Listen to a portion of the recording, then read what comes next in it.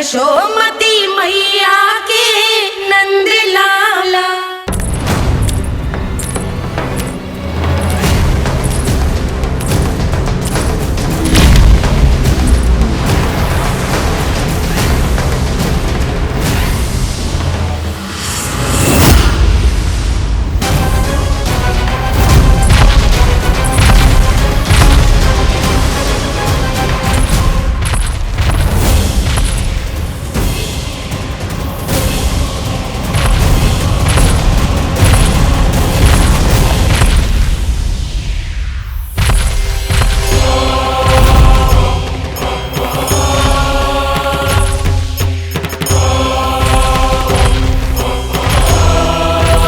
कौन है जो मेरे क्रोध को भड़काने का प्रयास कर रहा है?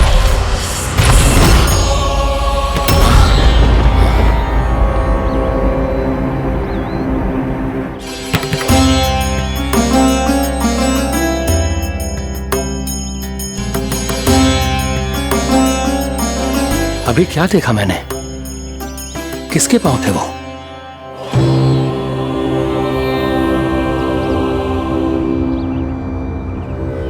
मैं आप सबका कष्ट हरूंगा। मैं अवश्य अवतार लूंगा। मैं अवश्य अवतार लूंगा। श्री कृष्ण के रूप में। श्री कृष्ण के रूप में। श्री कृष्ण के रूप में।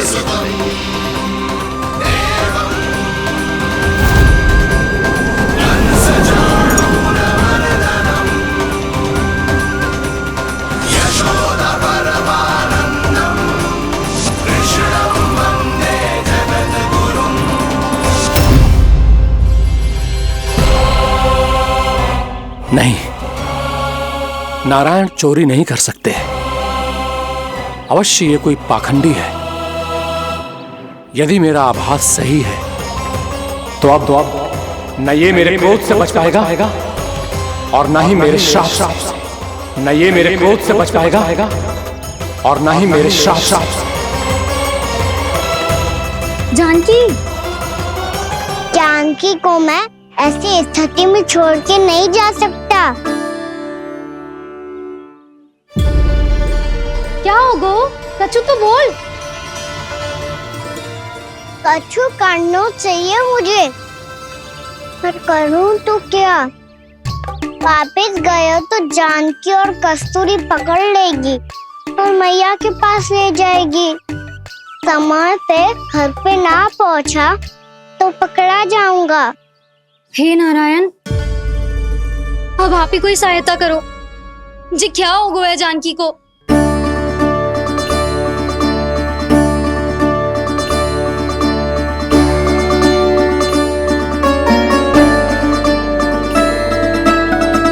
कस्तूरी, कस्तूरी, कस्तूरी। जी मेरा नाम किसने पुकारो? कौन है वहाँ? रानी भाभी, रानी भाभी, तनिक सहायता करो ना। भाभी जी देखो ना जानकी को क्या हो गया है। जानकी,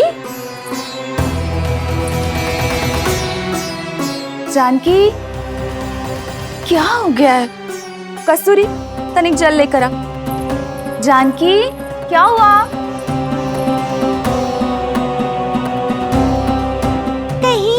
ये तो नहीं सोच रहे प्रभु कि बड़ी माँ थोड़ी देर में मैया को भी यहाँ बुला लेंगी? हाँ, और तब मैं निश्चिंत होकर घर जा पाऊंगा। पर प्रभु, यदि मैया को घर से निकलने से पहले ही पता चल गया कि आप घर पर नहीं हैं, तो क्या होगा? ना, कुछ तो गड़बड़ है। कहीं चोट लगने का तो प्रभाव ना है कि जे इतना सो रहा है। यदि मैया को आपकी अनुपस्थिति का पता चल गया तो क्या करेंगी वो? यशोदा, मुझे लगता है कि तुम्हारा मन ना आजकल ढूंढने लगो है कि कहीं से तुम्हें चिंता मिल जाए और तुम उसे व्यर्थ में ही ले लो। कहना क्या चाहते हो आप? यही कि तुम्हारा लल्ला कितनी शांति से सो रहा है और तुम यहाँ उसकी चिंता कर रही हो। सुबह की चोट को तो कब का भूल गए हो। तुम ही बताओ, तनिक भी पीड़ा होती इसे तो इतनी शांति से सो पातो? ना। तो बस, तो फिर चिंता मत ही करो, मैं रहूंगा ना इसी कक्ष में, ध्यान रखूंगा उसका। तो जे बोलो ना, आपको भी कान्हा के जैसे चादर तान के सोनो। अरे ना, भरी दोपहर में कोई सोता है क्या भला? पक्की बात? हाँ पक्की बात। मैं लल्ला को ध्यान रखूंगा, तुम चिंता मत करो। हाँ हाँ हाँ ठीक है। वैसे भी मुझे बहुत कार्य है, चेतना सारा माखन इकट्ठा होगा है, पुराना होने से पहले इन सब का घी निकालना है। जानकी कह रही थी आएगी सहायता करने, तो कहीं ना है। और भले ही मैया को पता ना भी चला हो, पर बाबा तो इस समय प्रतिदिन आपके साथ खेलते हैं। यदि उन्हें पता चल गया तो?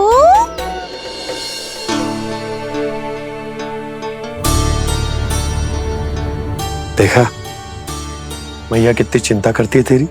एक बार बाबा को पता चल गया तो फिर मैया को तो पता चलना ही है। उनसे अधिक देर तक छिपा नहीं पाएंगे बाबा।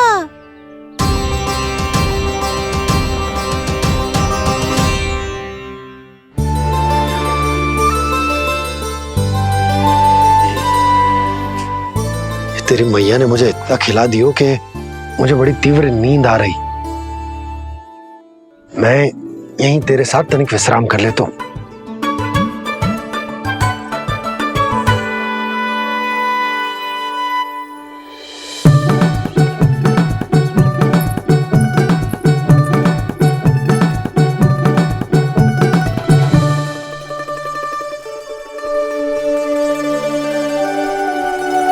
पता था मुझे यही होने वाला है। दोनों बाबा लल्ला आनंद से नींद लो, मुझे बहुत सारा कार्य करना है। चाहे बाबा को पहले पता चले या मैया को, आपके लिए तो दोनों ही स्थितियों में संकट है प्रभु। तीनों स्थितियों में मूली, तीसरी स्थिति कौन सी प्रभु? वो भी तो पधार रहे हैं। वो कौन? जगत विख्यात महर्षि, अति क्रोधित स्वभाव वाले। प्रभु महर्षि दुर्वासा। उनका गुस्सा बहुत खतरनाक है, इतना कि देवराज इंद्र तक नहीं बचे। मेरा ऋषि दुर्वासा का घोर अपमान किया है तुमने देवराज इंद्र। जिस प्रकार से तुमने मेरी वरदान में दी हुई माला को ठुकराया है, उसी प्रकार से तुम्हारा पद तुम्हें ठुकराएगा, और तुम्हारे साथ साथ अन्य सभी देवता भी अपने अपने पदों से नीचे गिरकर श्री विहीन हो जाएंगे। ये मेरा शाप है तुम्हें, ये मेरा शाप है तुम्हें, ये मेरा शाप है तुम्हें।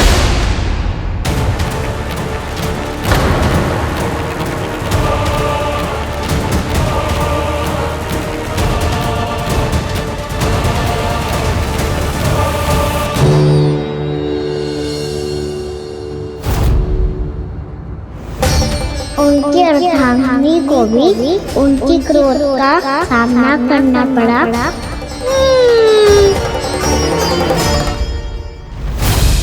तुमने मेरी आज्ञा का अनादर करके मेरे सम्मान को भस्म कर दिया है कदली। इसलिए मैं तुम्हें श्राप देता हूं कि तुम इसी क्षण भस्म के ढेर में बदल जाओगी।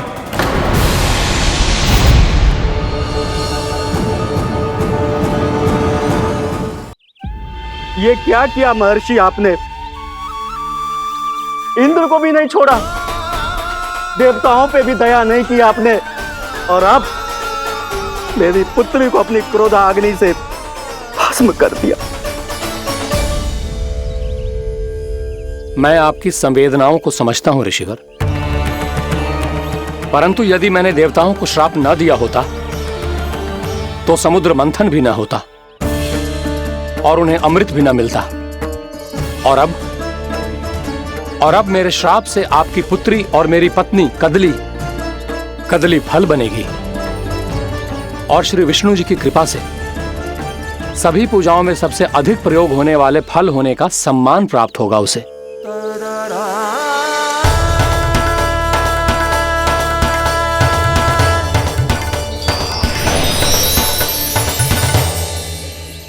पर इससे आपके क्रोधी प्रवृत्ति को उचित नहीं ठहराया जा सकता।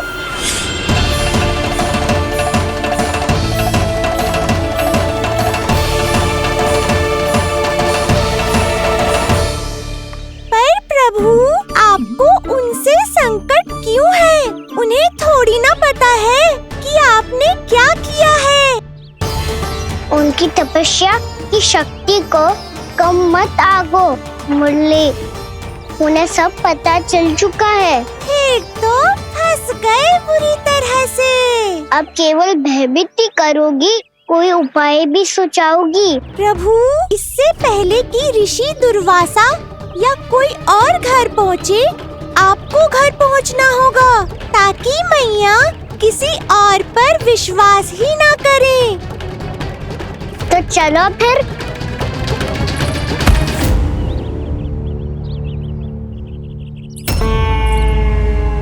कान्हा, लगी तो नहीं तुझे? भाग तो ऐसे रहा था जैसे पीछे कोई चक्रवात आ रहा हो। चक्रवाती आरोह है ताऊ, क्रोध का चक्रवात।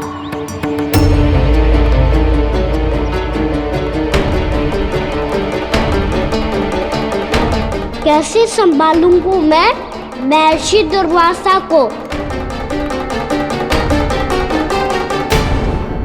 कान्हा, कहाँ खो गया? और ये माखन क्यों लगा है तेरे मुंह पे?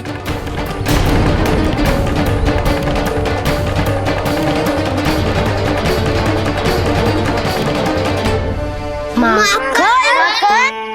तुम सब यहाँ क्या कर रहे हो? मैंने तुझे चुपचाप घर से निकलते हुए देखा, तो मैं इन सब को एकत्र करके तुझे ढूंढने निकल पड़ा। देखो देखो, उसके मुंह के साथ उसके वस्त्र पर भी माखन लगा है। लगता है माखन खा के ना माखन में डुबकी लगा के आए हो कान्हा। कहाँ से? अकेले अकेले चला गो अपने पक्के सखा से, पूछो तक ना तूने। मुझे भी ले चलता कान्हा, मेरी मैया तो बिना पूछे माखन सुने भी नहीं देती। मुझे ऐसा क्यों लग रहा है कान्हा कि तूने माखन चोरी चुप के खाया है, और वो भी किसी अपरिचित के घर से? कान्हा, किसी अपरिचित घर से ना खायो। मैं तो जानकी के घर गया था चुपके माखन खाने। हैं? प्रभु, अपना भेद स्वयं ही बता दिया सबको।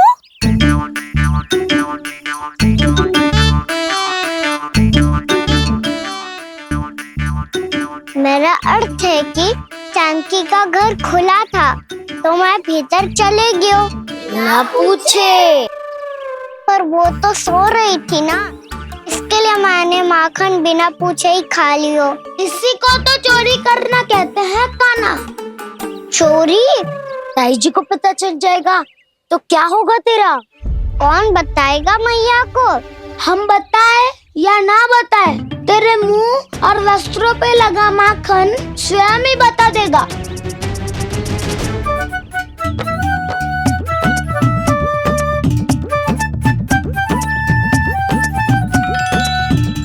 माखन तो आपके वस्त्रों पे भी लगा है दाऊ।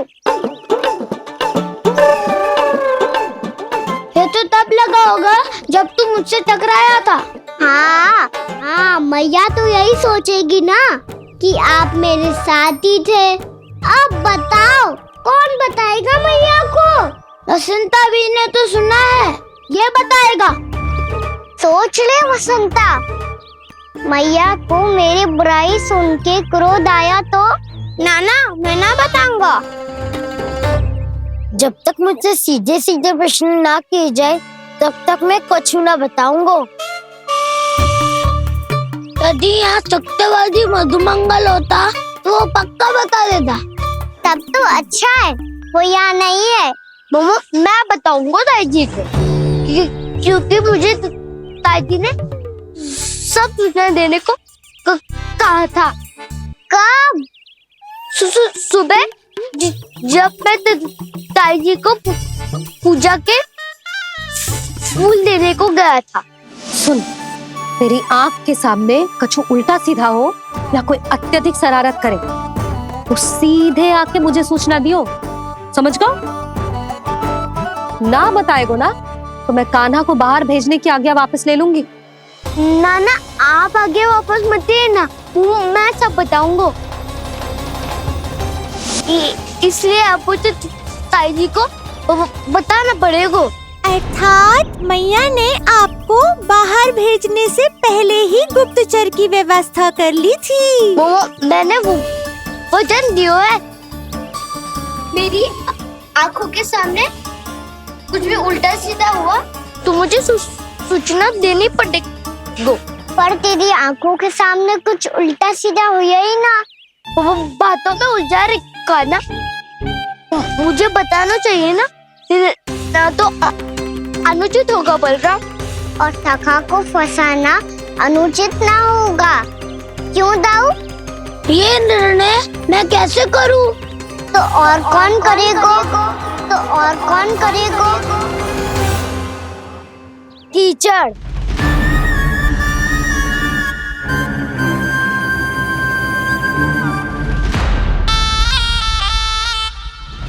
कीचड़ इन्हें कैसे करोगे? कान्हा और सीता माँ के बीच में कीचड़ फेंको प्रतियोगिता करते हैं। जो जीता सब उसी का ही साथ देंगे। बोलो स्वीकार है? स्वीकार है। तो मुझे भी स्वीकार है, पर नियम क्या होंगे?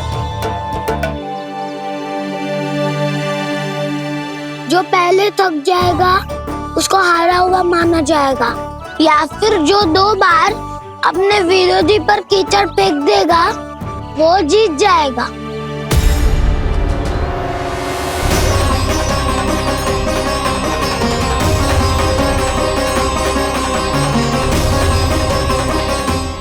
माखन चोरी की घटना के कारण महर्षि पहले ही क्रोधित है। अब कीचड़ से खेलता हुआ देखकर उन्हें और क्रोध न आ जाए। कान्हा तेरा ध्यान कहाँ है? खेल आरंभ होने वाला है। अब चुनौती स्वीकार कर ली है तो खेलना तो पड़ेगा ही। तो फिर चलो।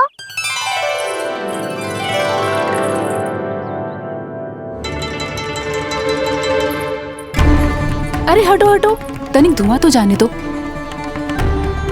को तनिक नजर उतार लूं मैं। अरे वैद्य जी उपलब्ध ना है, मथुरा गए हुए हैं। इसकी स्थिति का उपचार किसी वैद्य के पास भी ना होगा, पर मेरे पास है।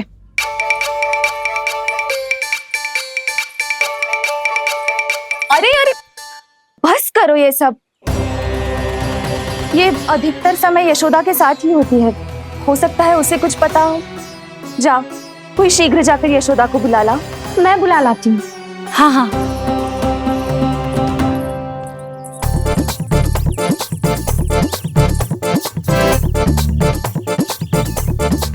मैं ही बनूंगा निर्णायक। नाना इसे ना बनना चाहिए। ये तो कान्हा के हाँ में हाँ मिलाता है। बलदाव को ही बनना चाहिए निर्णायक। हाँ, बलदाव को ही निर्णायक बनना चाहिए।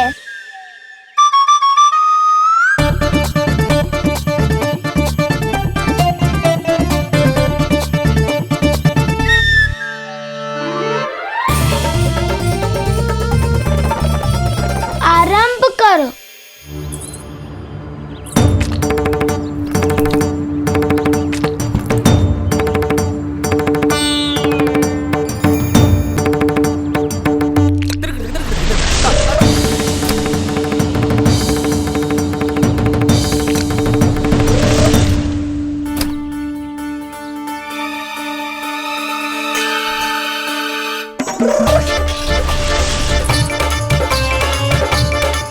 वाह, क्या सटीक लगता भेजा है सीधा माने। एक बार मैंने भी ऐसे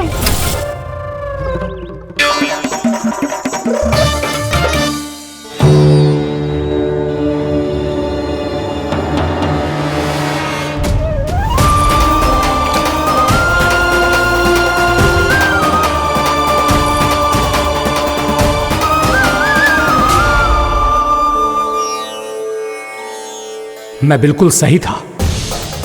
जो बालक सबके घरों से माखन चुराए, जो कीचड़ से खेले, वो नारायण का अवतार कदापि नहीं हो सकता। ये अवश्य कोई छलिया है जो कृष्ण होने का स्वांग कर रहा है।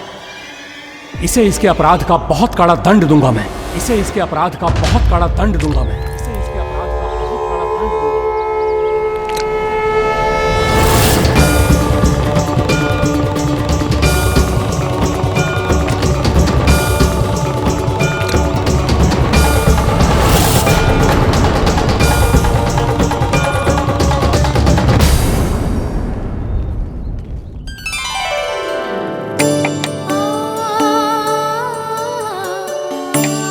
घी बनने की सुगंध से दौड़ा चला तो है, जे सोच के कि मैया कछु विशेष बना रही है।